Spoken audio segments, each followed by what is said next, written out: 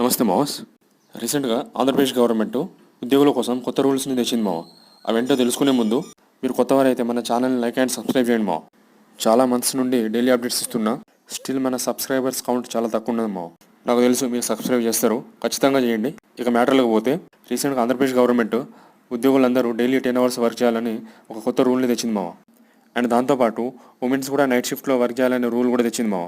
ఈ రూల్స్ రాకముందు just 9 hours per day working hours ఉండేది. అండ్ ఉమెన్స్కి నైట్ షిఫ్ట్ లేదన్నమాట.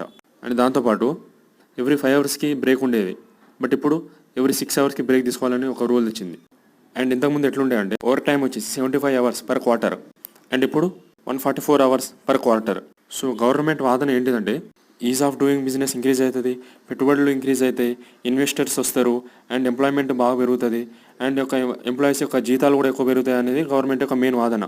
కానీ కొన్ని వెస్టర్న్ కంట్రీస్ తీసుకుంటే, for example Indonesia, UK, Japan, ఈ దేశాలలో జస్ట్ వారానికి 4 రోజులు మాత్రమే పనిచేయాల్సి వస్తుంది.